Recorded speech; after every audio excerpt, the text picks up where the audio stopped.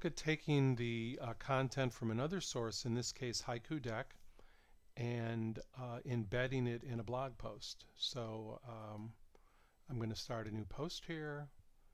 I'm at the Ed Method site, and I got my title that I've already worked up here on a little text file, and I've got my article, my content, my reflection on the assignment, and now I want to embed this presentation right here.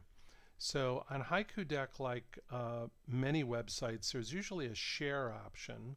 So if I go over here and I click on share, you'll see I can share it out to Facebook or whatever, but there's also an embed code. So I'm going to highlight this whole thing here and go Command or Control C to copy it to my clipboard. So now I've got it on my clipboard. Now there's just one extra step that we need to do in here because as it turns out, embedding content in a website can sometimes be a way in for hackers. So the way we deal with this is we go to HTML Snippets. So we're going to add a new one like this. And I'm just going to give it a title, and I'm going to call it Peter Haiku. And I'm going to do that because over time there's going to be more and more HTML snippets, and I want to make sure I've got the right one. So I'm going to paste the code in here with just a paste, and then I'm going to in fact publish it. And what this does is this creates a safe way to embed this content from Haiku Deck into our blog. So what you need to do is you need to get this short code here, including the brackets on the end, and you copy that to your clipboard. Okay, then you go back over to your posts, and I've got a draft going here, and now all I'm going to do on this draft is come down here and I'm going to paste that in. Okay, now if I save the draft, you will see that once I go to preview post, you'll see when I preview the post that I now have this haiku in here. Very easy. In a similar manner, we got a few tests going on here. Okay, let's get back over to where I was editing it. Let's say that I were using the My Maps, and I wanted to embed My Maps.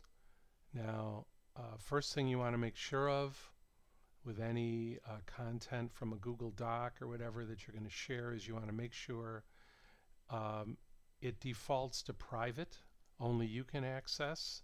So I'm going to change that and make it public on the web and save it. So now it's been saved and I can click done.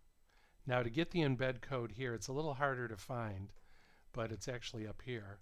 So I'm going to go to here, click on it, go embed on my site, and there's that code, and I copy that to my clipboard.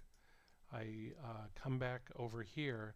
Now I need to add a new HTML snippet. I'm going to paste the code here.